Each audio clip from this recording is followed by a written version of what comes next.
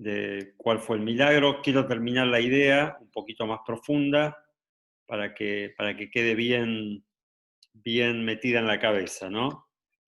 Igual después se nos borra, me incluyo, pero bueno, algo siempre queda, algo siempre queda. Entonces vamos a seguir un poquito con el Mahamar el discurso del Rebbe.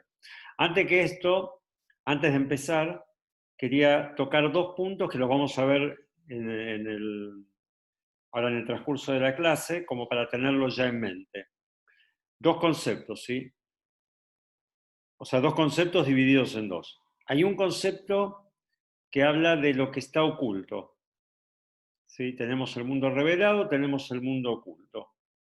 Y hay lo que se llama, esperen que vamos a ingresarlo a Alberto, hay lo que se llama el Elem Bemetziut. Significa lo siguiente, hay algo que está oculto, Elem es el ocultamiento, pero como que lo que está oculto está latente, está como turgente por salir, está latente, lo tenemos ahí a mano, digamos.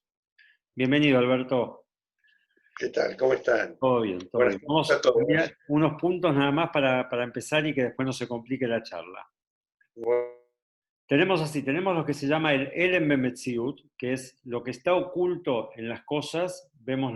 Nosotros vemos la superficie exterior de las cosas y hay cosas ocultas dentro de ellas, pero que están como a flor de piel, digamos, en la punta de la lengua, están ahí como queriendo salir.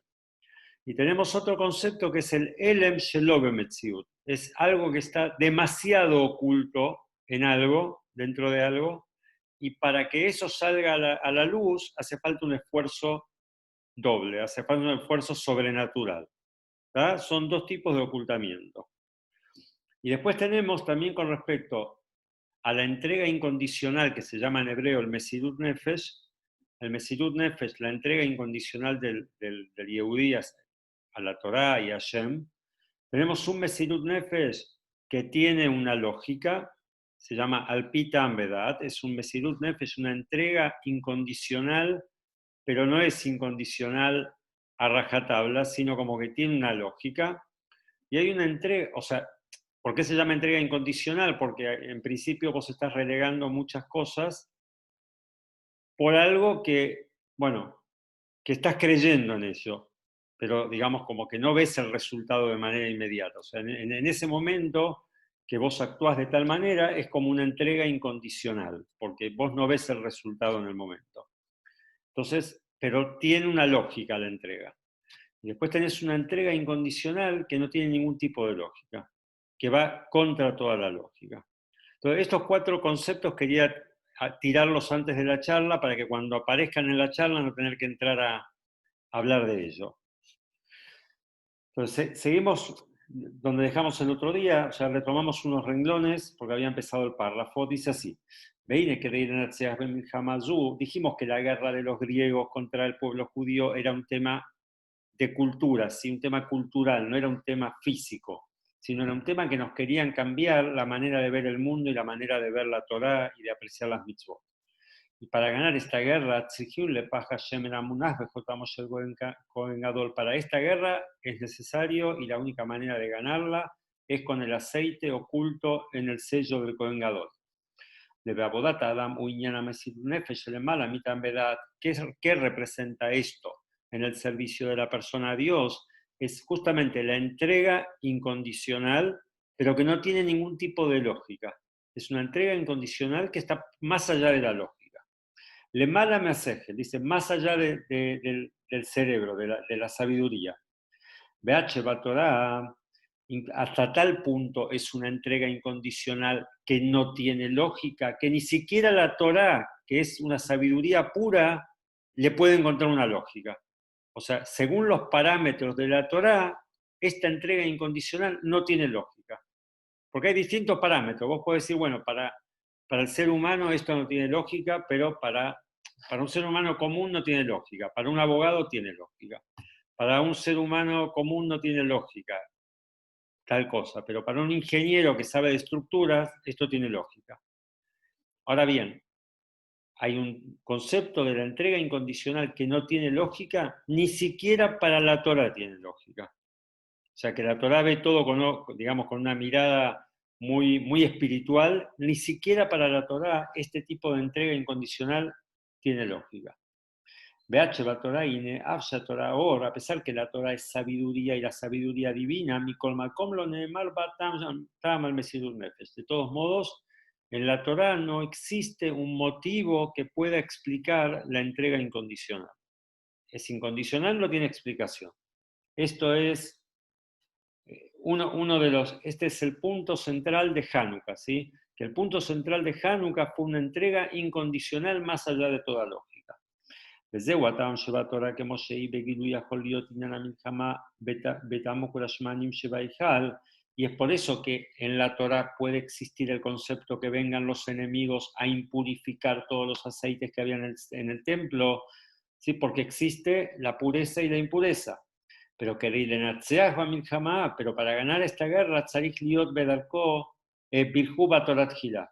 Como explicamos los otros días, para ganar esta guerra, la única manera es bendecir sobre el estudio de la Torah antes. ¿Qué significa bendecir el estudio de la Torah? Leamshijet a Torah mejadash menoten a Torah. Volver a revelar la Torah desde su fuente misma, desde Dios que entregó la Torah. O sea, la Torah en su máxima expresión, en su máxima pureza. Porque nosotros, como tenemos la Torah, si bien es algo sagrado, obviamente, pero es una Torah que está reglamentada por leyes del mundo terrenal, ¿sí? O sea, vos la Torah las cumplimos con acciones concretas. Las mitzvot tienen una medida, el alcance de las mitzvot tiene una medida. Por ejemplo, incluso la tzedaká, hay un límite cuánto uno puede dar de tzedaká. Una azúcar tiene que tener cierta medida reglamentaria. Está todo bajo la influencia y dentro de un mundo físico, ¿sí? Pero para ganar esta guerra con los griegos hay que traer a este mundo la Torá así como está en su fuente. O sea, hay que revelar a Dios en la Torá. Que esto es lo que representa el aceite del Kohen Gadol. ¿Y cómo se llega, cómo se logra revelar este nivel de Dios en la Torá? Justamente con la entrega incondicional que no tiene ningún tipo de explicación. Hasta acá llegamos el otro día, hoy, digamos, hice una pequeña introducción. Hay un versículo que dice que Dios te ayuda a iluminar tu oscuridad o a iluminar tu camino. De que para que Dios pueda venir para que en la oscuridad de una persona se ilumine.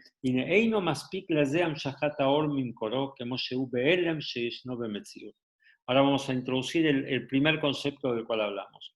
No alcanza con revelar una luz que está latente, que está como a flor de piel para salir. Hay una luz que está oculta, pero está muy disponible para la persona, para revelarla en este mundo.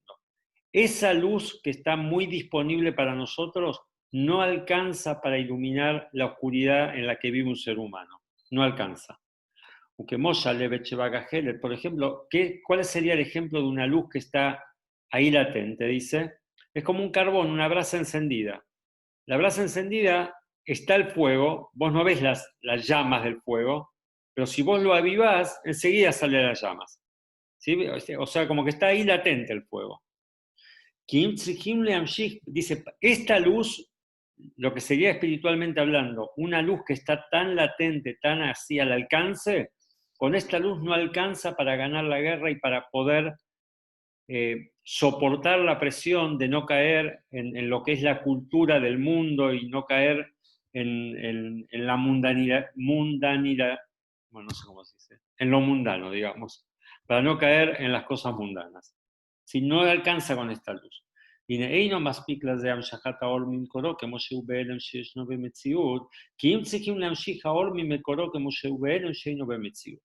una luz, dice, que está tan oculta que tenés que hacer un esfuerzo sobrehumano. Para iluminar el camino, para iluminar la situación que se estaba dando en ese momento en el templo, hacía falta revelar una luz que no estaba al alcance de cualquier Cohen ni de cualquier persona. Era justamente el Cohen Gadol, el sumo sacerdote, el que lo podía revelar. ¿Por qué? Dice, porque es una luz que está oculta de manera tal que es como si no existiese esa luz. En realidad es como que tenés que hacer una creación nueva. O sea, hay dos cosas. ¿Y cuál es el ejemplo? Dice, hay algo que se llama Surah Haramish. En castellano se llama pedernal. Después búsquenlo en internet. Pero se habla de una luz que tiene una consistencia, de una piedra que tiene una consistencia tal que dentro de esa piedra hay fuego, pero hace falta un esfuerzo muy grande para extraer el fuego de esa piedra. No es lo mismo, ahí voy Adrián, no es lo mismo que avivar un carbón que tiene el fuego ahí a la vista, ¿sí? Estamos hablando de, para poder enfrentarnos a ciertos desafíos, a los desafíos que el mundo nos presenta y que en ese momento se presentaron, hace falta revelar una luz que está más allá del alcance normal. Sí, Adrián, decime. Cohen Gadol, ¿había uno solo o había cierta cantidad en ese momento, como viste que se dicen que Sadik hay, no sé, tantos generalmente? Está buena la pregunta, o sea, en realidad uno siempre piensa en un Cohen Gadol en términos de que hay uno solo, ¿sí? Pero podía, si bien había uno solo en funciones, o dos a veces en funciones, por ejemplo en Yom Kippur, siempre había un Cohen Gadol de repuesto, por llamarlo de algún modo, queda feo decirlo así, pero como de suplente, ¿no? De suplente, por si el Cohen Gadol se impurificaba, había otro que ya lo habían nombrado Cohen Gadol, pero digamos, Cohen Gadol en funciones siempre hay uno solo, siempre hay uno solo.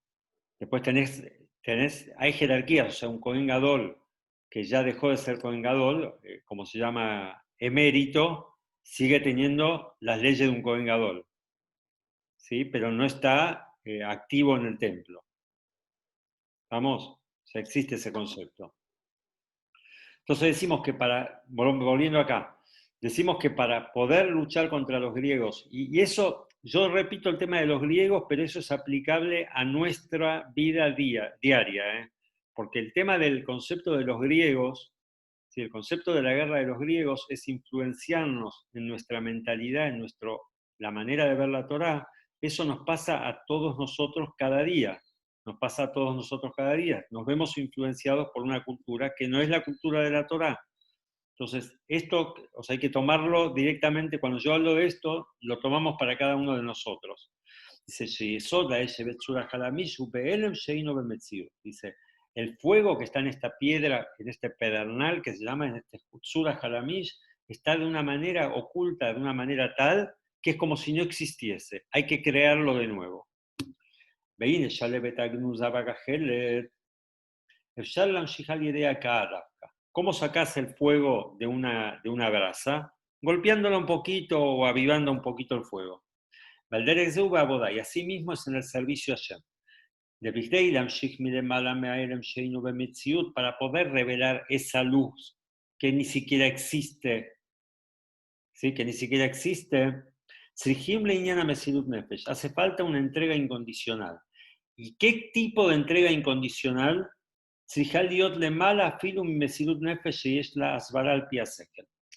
Acá vamos a parar un segundito. Es como son dos conceptos contradictorios. Si uno habla de entrega incondicional, como dijimos, y por otro lado uno dice que la entrega incondicional tiene una lógica, suena como contradictorio, porque no es incondicional, o sea, lo hago por un motivo en particular, o lo hago porque entiendo que está bien, no es incondicional, o sea, tuve que hacer todo un análisis para llegar a la conclusión de que eso está bien y me entrego incondicionalmente. Bueno, bárbaro.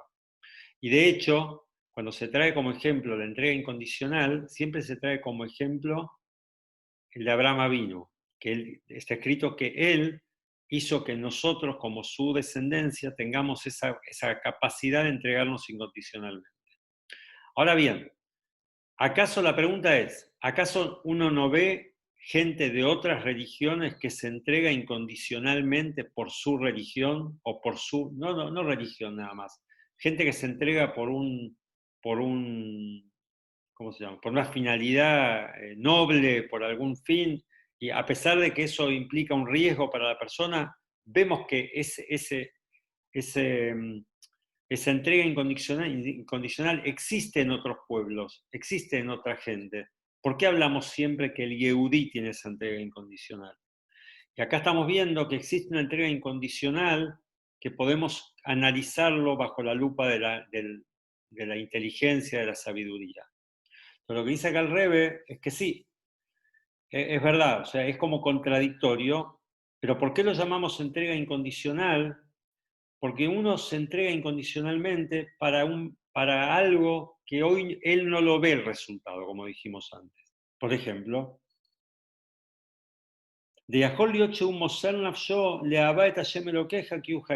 uno puede entregar su vida por Dios porque él entiende que toda su vida es Dios, que él depende de Dios, que el que le da la vida es Dios, el que le da la salud es Dios, el que le da la parnasá es Dios. Entonces cuando llega una situación donde uno tiene que entregarse, dice, bueno, me la juego por Dios. Pero todo ese me la juego por Dios no es incondicional de verdad. Él se la juega por Dios porque él entiende que Dios es todo su sostén. O Bishvil Hayel o la Mabá, o porque una persona piensa que, bueno, si yo me entrego incondicionalmente, voy a tener asegurado mi pedacito en el paraíso, en la tierra por venir. Pero dice, ese Mesirut Nefesh, esa entrega incondicional, no revela la luz que necesitamos para enfrentar los desafíos del mundo. No es esa la entrega incondicional. La entrega incondicional de verdad es más que eso. אבל כדי להמשיך מהאלה שהיינו במציאות, צריכים שתהיה מסירות נפש שלמעלה מכל הסברה ושכל. Para realmente revelar en este mundo esa luz necesaria para enfrentarse a los desafíos del mundo, hace falta una entrega que va más allá de la lógica. שמסירות נפש זו היא דוגמת ההלם שהיינו במציאות על דרך האש שבצור החלמיש. Cuando esto lo podemos comparar al fuego que está oculto en esta piedra, que uno para revelar ese fuego hace falta hacer cosas que no tienen ninguna lógica, o sea, porque no hay manera de revelarlo. No llego a revelar esa luz, no llego a revelar esa luz, únicamente con una entrega absolutamente incondicional. Y cuando hablamos de Abraham Avinu, ¿por qué se dice que la entrega era incondicional? Porque era totalmente ilógico y era contradictorio a lo que Dios le había prometido, ¿sí? Una de las explicaciones, la que más se trae normalmente, Dios le viene prometiendo a Abraham que va a tener una gran descendencia y que Yitzhak va a ser su hijo, a través del cual su descendencia va a seguir los caminos de Hashem y demás. Y de repente va y le dice, bueno, anda y ofrécemelo como un sacrificio, como una ofrenda en el monte Moría. Entonces, cuando Abraham va y lo hace a pesar de todo lo que Dios le prometió, eso es una entrega incondicional. Porque él le podía haber dicho a Dios, escúchame, te la pasás diciéndome que él va a ser mi descendiente, que él va a ser el que siga el camino de la Torá, y ahora de repente venís y me decís que vaya y te lo ofrezca como una ofrenda. Abraham no hizo ningún tipo de cuestionamientos. Eso era la entrega incondicional de Abraham. Bueno, hasta acá vamos, que aclaramos algún punto o podemos seguir. Dale, Adrián. Perdón, que otra cosa. Siempre, cuando vos planteás entrega incondicional, siempre es con un interés de por medio. No puede ser que, como así como padres a hijos tienen una entrega incondicional, lo mismo sea para con Dios. Bueno, eso es lo que acabamos de decir. O sea, tenés una entrega incondicional porque vos pensás que vas a lograr un bienestar espiritual supremo, ¿sí? El mundo por venir, o porque la entrega incondicional es porque vos entendés que Dios es tu sostén y que toda tu vida depende de Dios, pero ahí ya deja de ser incondicional totalmente. Hay algún motivo. La entrega incondicional es cuando no hay ningún motivo. No hay absolutamente ningún motivo. O sea, si bien se lo llama una entrega incondicional porque va más allá de lo que uno debe hacer, porque hay veces, ¿qué se llama entrega incondicional? Entrega incondicional también se llama al concepto que una persona dice, bueno, según la Torá yo esto tengo permitido hacerlo. Sin embargo, no lo voy a hacer porque yo me entrego mi voluntad a Dios. También estoy entregándome incondicionalmente. ¿sí? También son maneras de entregarse incondicionalmente. A ver si nos entendemos. Entregarse incondicionalmente, siempre decimos, no es solamente entregar Dios libre la vida en una situación extrema.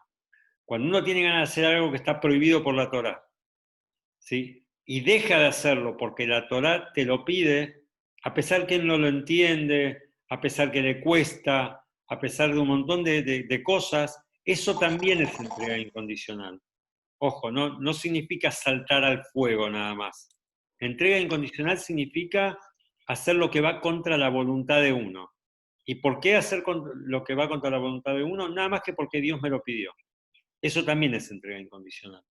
Si no Eso no pensemos, es sumisión, eso como, si podría llamarse sumisión. sí, es una sumisión. Bueno, justamente al Yehudí se le pide, siempre se explica en el hasidismo, que al Yehudí se le pide, siempre se nos piden cosas raras, ¿no? O sea, siempre se nos piden cosas raras. Y dentro de esas cosas raras que se nos piden y que dicen que solamente el Yehudí es capaz de hacer, es hacer una cosa y lo opuesto. Dice que Dios puede hacer dos cosas opuestas a la vez.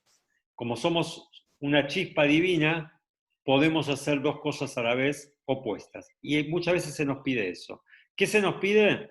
Se nos pide que estudiemos la Torah, que tratemos de entender, ¿sí? Cuanto más profundo, mejor, pero al mismo tiempo se nos pide que cuanto más sepamos, el cumplimiento nuestro de las mitzvot sea con sumisión absoluta.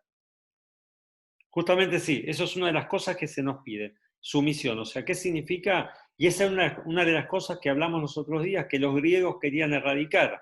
Los griegos querían erradicar el concepto de que yo cumplo la Torá porque Dios me lo ordenó.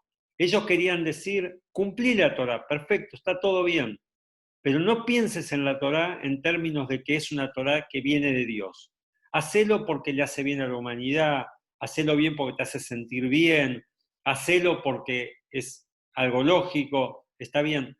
Eso es lo que ellos querían erradicar. O sea, ellos no prohibían la Torá, ellos querían erradicar, querían cambiar la cabeza del pueblo judío, explicándoles que todo lo que la Torá te manda no es algo divino. Sí, Adrián, el otro Adrián, dale. Justamente sobre eso hay un concepto bastante popular que tiene que ver, por ejemplo, con el cerdo.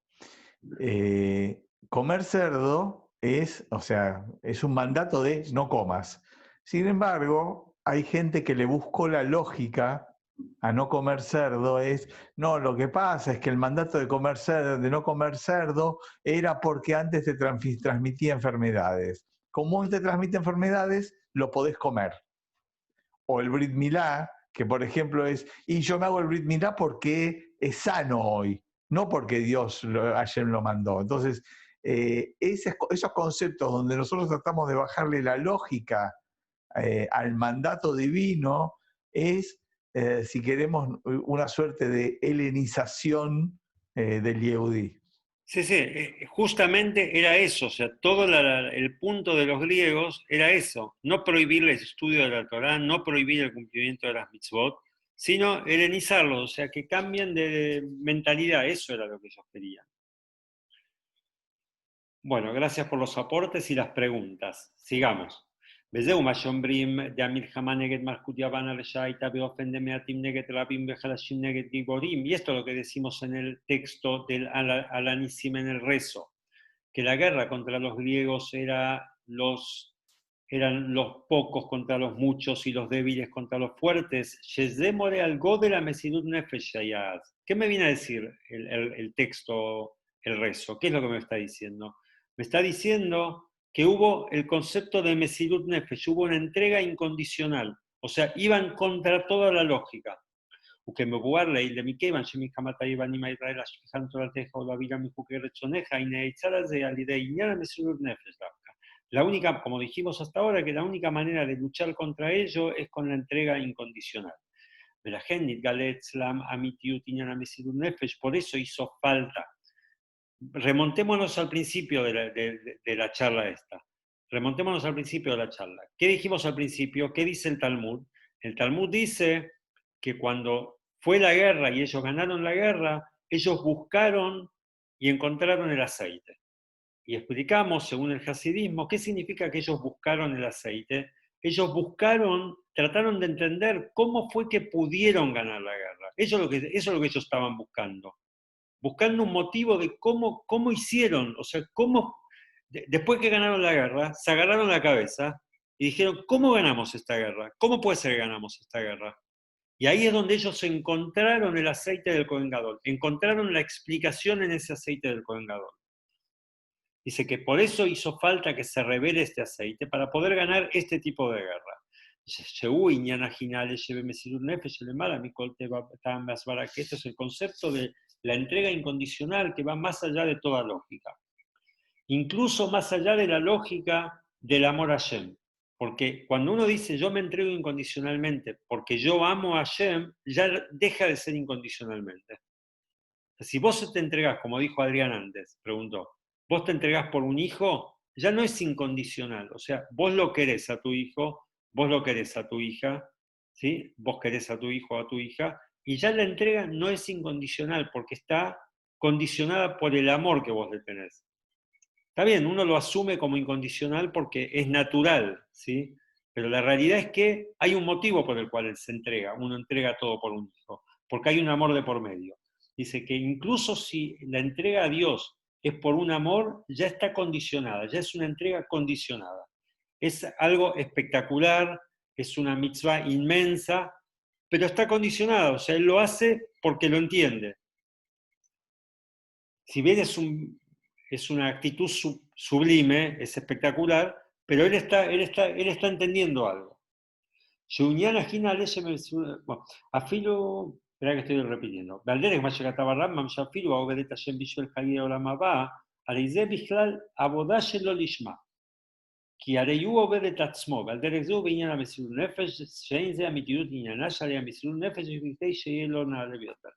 Dice así, el Maimónides dice, ¿sí? El Maimónides dice, hay dos maneras de servir a Hashem.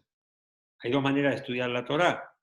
Está lo que se llama Lishma, ¿sí? En aras de Dios mismo, en aras de la Torá, no con una intención secundaria. Y está el estudiar la Torá Shelo Lishma, no por la Torá en sí, sino por algo, por mi conveniencia, o porque me van a dar respeto, o porque yo creo que de esa manera me va a ir bien en los negocios, o por un montón de motivos, ¿sí? ¿Sí? O porque le quiero dejar a mis hijos una enseñanza, distintos motivos.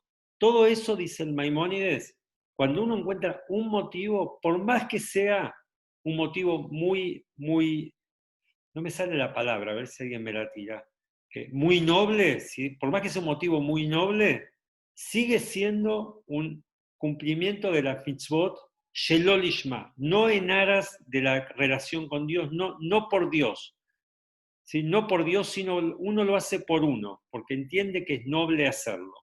Entonces, el Rambam dice, incluso estamos hablando de grandes tzadikim, ¿sí? No necesariamente aquel que cumple todas las mitzvot lo está haciendo lishma, lo está haciendo como corresponde. Porque puede ser que cumple, igual hay que cumplirlas.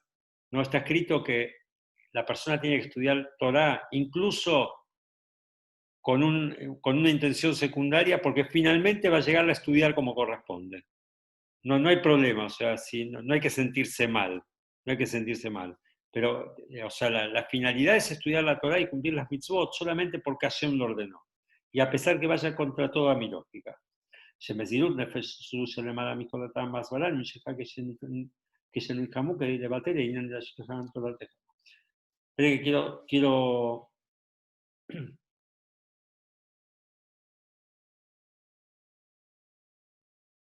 bueno, no quiero ser reiterativo, pero creo que hasta acá el punto está bien, está claro. Entonces acá volvemos a la pregunta original, ¿qué festejamos en Hanukkah? Si festejamos el aceite que encontramos o festejamos la guerra, o festejamos las dos cosas. Y al Nesa Shemen dice, por eso, por todo lo que venimos explicando, que el motivo por el cual ellos ganaron la guerra fue porque se reveló este aceite del Kohen Gadol. Por eso es que nosotros cuando le preguntamos a cualquiera, che, ¿qué pasó en Hanukkah? Lo primero que te dicen, había aceite para un día y duró para 8. No es que están equivocados, nadie está equivocado cuando dice eso, porque la realidad es que el milagro se digamos, la fiesta, la festividad se fundamentó en el milagro del aceite. No es que la guerra fuese secundario. No sé si se acuerdan, habíamos preguntado, aparentemente la guerra es lo más importante, porque lo primero es salvar la vida, y después viene el aceite, la luminaria, todo muy lindo. Entonces, ¿por qué decimos que el milagro de Hanukkah fue el aceite?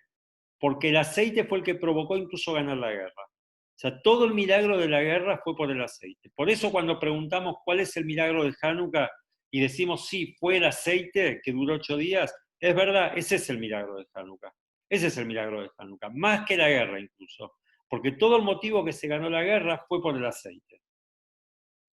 Quinacenes beidlikum mimenu shmonayamim, porque se hizo el milagro y de ahí se pudo prender 8 días. Masheinken nitzajona milhamá uinyan tafel. Dice, el tema de ganar la guerra, mirá lo que llega a decir el Rebbe, es un tema secundario. Primero dijimos, cuando preguntamos, dijimos que aparentemente el tema principal era ganar la guerra, si no, no iban a poder ni siquiera sobrevivir. Acá decimos, no, incluso la guerra al lado de este milagro es secundario. De Asbará, Bazei Canal, ¿cuál es la explicación de esto? Que decir que el milagro principal es el aceite y no la guerra.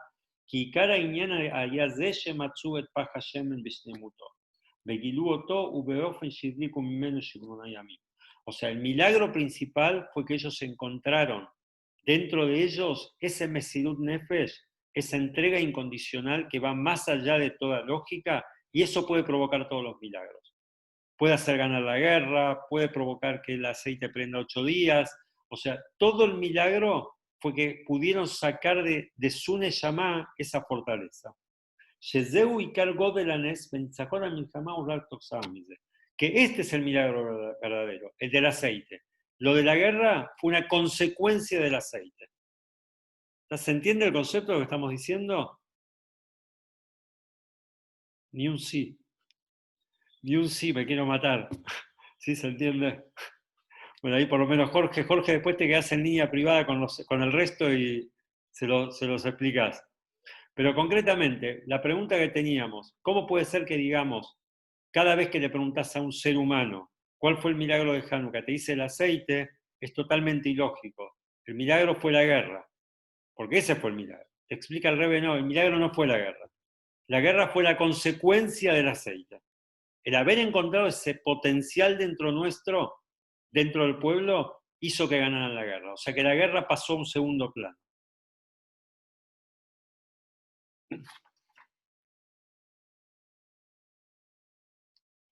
Bueno, y por eso y con esto terminamos, por eso habíamos preguntado también, ¿por qué se llama Hanukkah? Si Hanukkah es una inauguración, y la inauguración fue respecto del templo, respecto del altar donde se traían las ofrendas, ¿sí? ¿Por qué decimos que las velas son de Hanukkah? Las velas no son de Hanukkah, no sé, si bien se reinauguró también la menorá, se volvió a prender la menorá, pero hubo otras inauguraciones, hubo otros temas. Decimos que no, justamente porque todo el concepto de la inauguración que fue posible y todo el concepto de la guerra, de triunfar en la guerra y todo eso, viene pura y exclusivamente del aceite. Por eso cuando hablamos de las velas le decimos Neirot Hanukkah. Ustedes piensen que nosotros decimos Neirot Hanukkah sobre 8 velas, que cuando en realidad el candelabro del templo tenía 7, ni siquiera tenía 8. Este es un candelabro nuevo el que usamos nosotros. ¿Sí? Tenemos 8 más aparte la mecha piloto y demás. Pero ¿por qué se lo llaman Nes Hanukkah? ¿Por qué a las velas se las llaman las velas de Hanukkah? Porque las velas y el aceite fueron la causa de todo el milagro. Ni la guerra, ni otra cosa. La causa de todo el milagro fue el aceite. Entonces creo que la enseñanza para cada uno, para acá con esto redondearlo, ya la dijimos, pero vamos a cerrarla con esto, es que esta guerra que tuvieron ellos con los griegos, que tuvieron nuestros antepasados con los griegos, es la misma guerra que tenemos todos los días. ¿Sí? Que estamos pensando, en vez de estar pensando en temas de Torah, estamos pensando que River, que Racing, que Boca, que Del Potro, que todas esas cosas, ¿sí? Que si me compro esto, que si me compro aquello, o sea, como que nos meten en la cabeza la cultura del lugar. No digo no hacerlo, pero tenemos que tener en claro de dónde venimos y cuál es nuestra meta principal y qué es lo que tenemos que tener como finalidad suprema y a dónde tenemos que apuntar, ¿sí? Tenemos que apuntar a cumplir la Torá como Hashem manda, que Hashem manda a cumplir la Torá, como dijo Alberto, con sumisión. No significa que no hay que estudiar, ¿sí? No significa que no hay que estudiar. Aquel que te dice no estudies y cumplís sin estudiar, no es así. Pero una cosa no quita la otra. Si no entendemos, tenemos que cumplir las mitzvot igual. Y si entendemos, tenemos que cumplirlas porque Dios lo dijo, y nada más. Bueno, espero que haber cerrado el tema, que no tenga quejas, que digo que voy a seguir y no sigo. Bueno, nada, nos vemos si Dios quiere el jueves. Gracias. Muchas gracias, Gracias, Joel. Joel. Abrazo Gracias.